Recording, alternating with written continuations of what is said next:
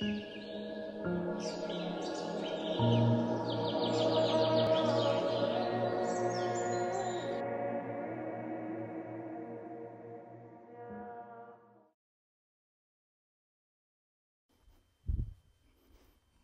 dobry Państwu. Nazywam się Jarosław Szewczyk, reprezentuję Wydział Architektury Politechniki Białostockiej. Chciałbym dzisiaj opowiedzieć Państwu o drewnianych miastach przyszłości i o drewnianej architekturze. W nowoczesnym świecie warto orientować się w dwóch zagadnieniach: modzie i kierunkach, w których podąża cywilizacja. Oba te zagadnienia objęły ostatnio drewnianą architekturę. Mówiąc o modzie na drewniane dzieła sztuki architektoniczne i mówię też o ogólnocywilizacyjnym zainteresowaniu drewnem jako budulcem przyszłości. Obie te sfery, moda i cywilizacyjny drogowskaz technologii, przenikają się, a ich mariaż widać chyba najlepiej na wystawach światowych Expo oraz w najlepszych światowych galeriach sztuki.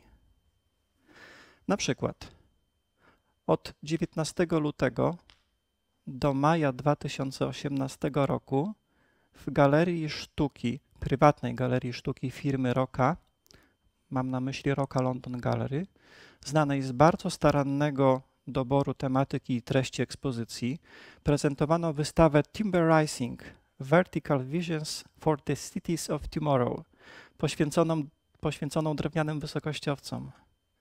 Ekspozycję przyjęto jako znak przełomu technologicznego i cywilizacyjnego.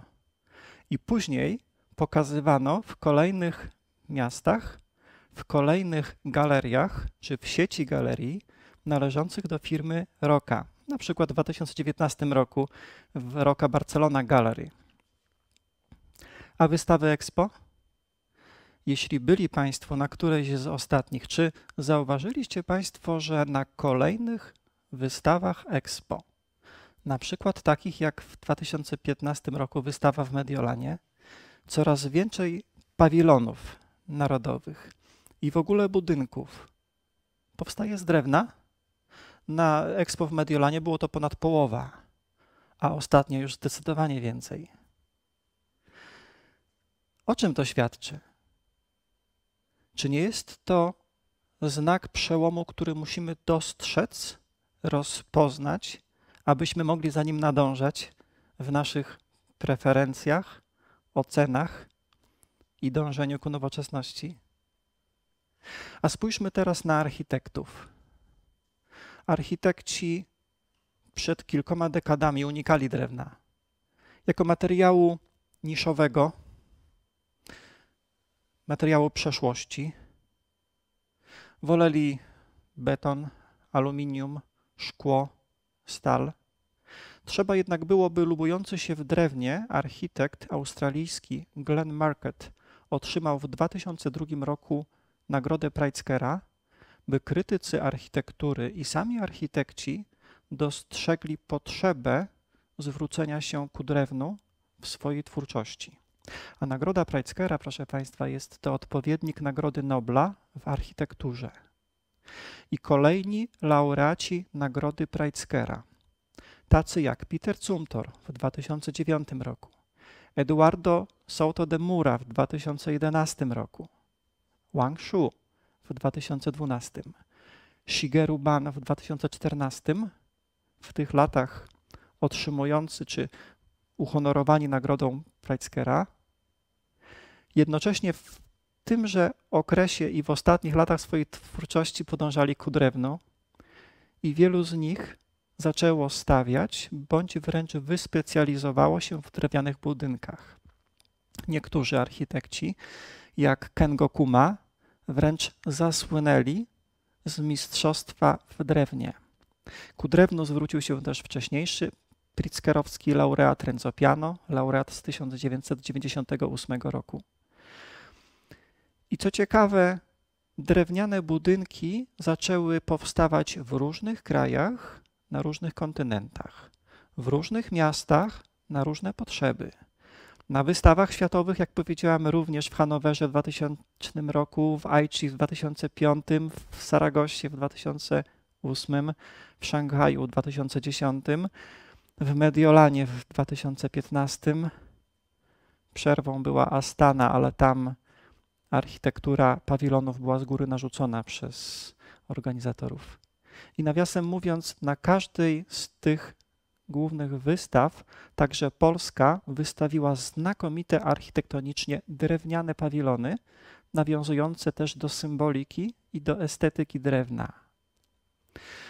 Co spowodowało ten przełom i co spowodowało powrót do drewna i czy ten powrót jest uzasadniony? Proszę Państwa, dlaczego porzuciliśmy drewno pół wieku temu i dawniej? Powodów było kilka. Palność, nietrwałość, skojarzenia z przyszłością, korozja biologiczna i ekologia. No, żeby postawić, wznieść budynek z drewna, trzeba to drewno pozyskać, czyli ściąć. Kojarzyło się to z wycinaniem lasów. Co się zmieniło od tego czasu? Po pierwsze, drewno zaczęto postrzegać jako materiał proekologiczny, bo żeby ściąć drewno z tego lasu, to trzeba ten las zasadzić. A dzisiejsze społeczeństwo wyczulone na punkcie ilości dwutlenku węgla w atmosferze chce sadzić lasy i chce i potrzebuje pozyskiwać drewno. Drewno przestało być materiałem palnym z dwóch powodów. Impregnaty to jest tylko jeden, a drugi powód to jest ten, że drewno zaczęto używać w formie laminarnej, warstw klejonych, czyli tak zwane drewno klejone albo glulam, z którego można kształtować dowolnej wielkości i w zasadzie dowolnego kształtu elementy, a drewno o dużych przekrojach, elementy wielkokubaturowe, one w zasadzie uchodzą za niepalne. W razie pożaru z węgla się powierzchniowa warstwa, a sam środek przez wiele godzin trwania pożaru zachowuje wytrzymałość statyczną. Drewno klejone nie paczy się i odpowiednio zakonserwowane nie podlega korozji biologicznej. A przy tym drewno klejone, czyli klejone z warstw sklejanych, może być dowolnie kształtowane i pozwala na przekrywanie, wznoszenie, rozciąganie, tworzenie dowolnie dużych elementów. Na przykład w 1957 roku powstała 80 czy w zasadzie 90-metrowa hala Brick Breeder Feed House na terenie kampusu Montana State University w Bozeman w USA. I wtedy, przełom lat 50. i 60., to był sygnał, że drewno daje nowe możliwości technologiczne. Przekrycie z drewna klejonego hali sportowej Richmond Olympic Oval wykonane z tego materiału niedawno, w 2006, 2007, 2008 roku ma rozpiętość 100 metrów. Ale już dużo wcześniej, w 1983 roku, drewniana kopuła geodezyjna nakrywająca halę widowiskową w Tacoma, niedaleko Seattle, otrzymała rozpiętość 160 metrów. Proszę Państwa, 160-metrowa kolista hala z drewna klejonego to naprawdę jest przełom, jeśli chodzi o możliwości tego materiału.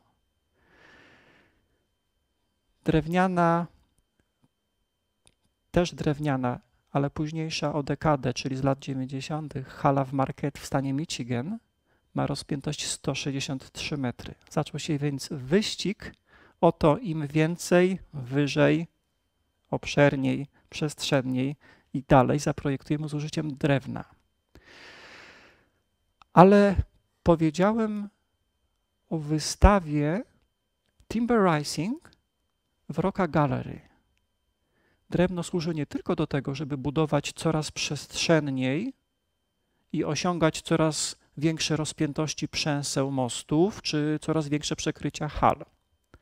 Od mniej więcej 2007-2008 roku drewno zaczęło służyć do wyścigu wzwyż.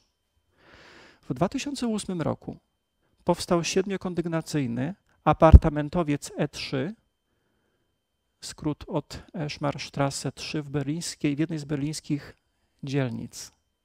I to był sygnał, że pokonaliśmy możliwości technologiczne oraz możliwości bezpieczeństwa i możliwości prawne na tyle, że możemy dyskutować i mówić i próbować stawiać budynki wielokondygnacyjne, biurowe i mieszkalne z drewna. 8-kondygnacyjny blok H8 w Bad Albing w Górnej Bawarii powstał w 2011 roku. 8 kondygnacji. W 2017 roku powstał 18-kondygnacyjny, 53-metrowy dom studencki Brock Commons w kampusie Uniwersytetu Kolumbii Brytyjskiej pod Vancouver. Ten budynek miał żelbetowe trzony windowe i klatki schodowe i częściowo stropy. Była to więc konstrukcja mieszana, wymuszona przepisami bezpieczeństwa. Ale większa część konstrukcji była już z drewna, a blok miał 53 metry. W 2021 roku, czyli teraz, powstaje 73-metrowy, 21-kondygnacyjny blok mieszkalny Hout przy jednej z ulic w Amsterdamie i też w tymże roku obserwujemy właśnie powstawanie 19-kondygnacyjnego, 76-metrowego domu kultury w szwedzkim mieście Skellefteå. A 2 lata temu, w 2019 roku, 24 kondygnacje i 84 metry wysokości otrzymał wiedeński drewniany wieżowiec Hochowien. I także w 2019 roku powstał 18-kondygnacyjny, 85-metrowy budynek biurowy Mjøstarnet w norweskim Brumunddal. W 2022 roku planowane jest ukończenie 25-kondygnacyjnego, 86-metrowego budynku Ascent w Milwaukee. No i planowane są kolejne drawacze chmur w różnych miastach i w różnych krajach. Terrace House w Vancouver, Albizia w Lyonie i inne. A za horyzontem są projekty, które już zaistniały na etapie projektowania, ale jeszcze nie zostały wbudowane.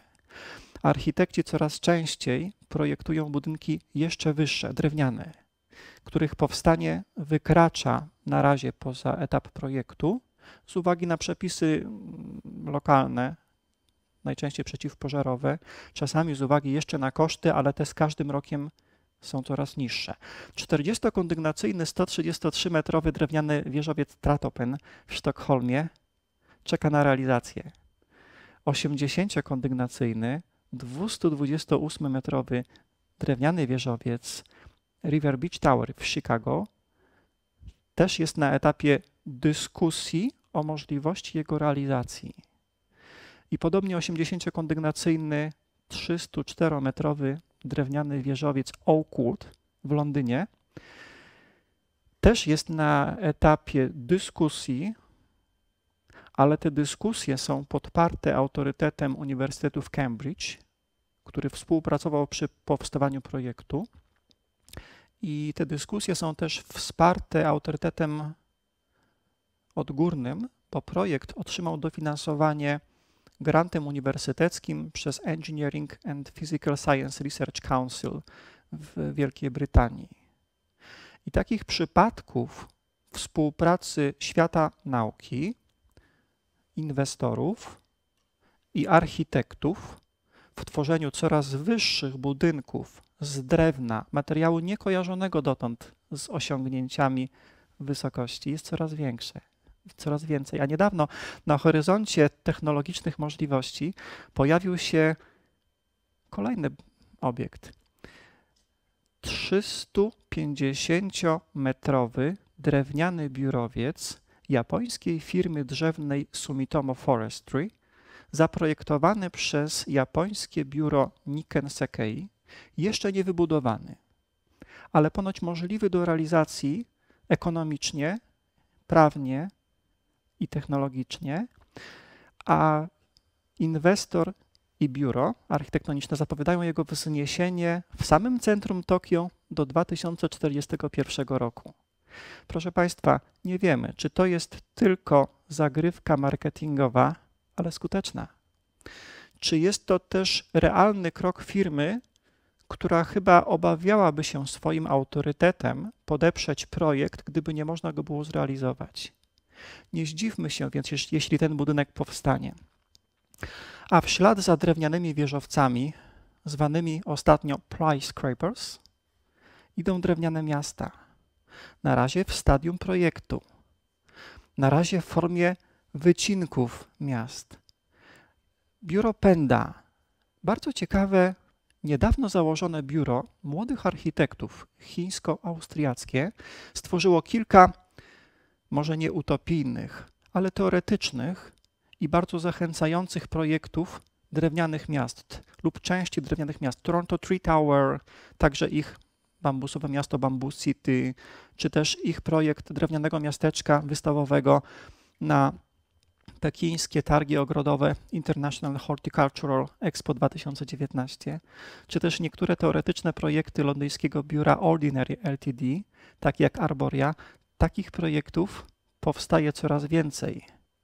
Jako znak czasów, świadectwo aspiracji młodego pokolenia architektów i jako pewien drogowskaz cywilizacyjny i być może wyznacznik mody cywilizacyjnej. My jako Wydział Architektury Politechniki Białostockiej także uczestniczyliśmy i uczestniczymy w tym wyścigu. Chciałbym Państwu pokazać wśród projektów architektów także projekt drewnianego Białegostoku. Projekt studentów Wydziału Architektury z 2003 roku. Proszę Państwa, już wtedy nasi studenci myśleli kategoriami miasta, które można zrobić nowocześnie i z drewna. W wyścigu technologicznym startują też polskie firmy. W Trondheim powstaje właśnie Heinalsporten, osiedle kilku drewnianych, 7- i 8-kondygnacyjnych budynków modułowych stawiane przez podlaską firmę Unihaus. W tej firmie pracują polscy architekci i polscy inżynierowie. Proszę Państwa, my chcemy brać udział w tym wyścigu. Zapraszamy Państwa do myślenia, dyskutowania, spierania się, być może krytyki tych pomysłów, po to, aby nasze pomysły na drewniane miasta i drewniane budynki przyszłości były coraz lepsze. Dziękuję Państwu.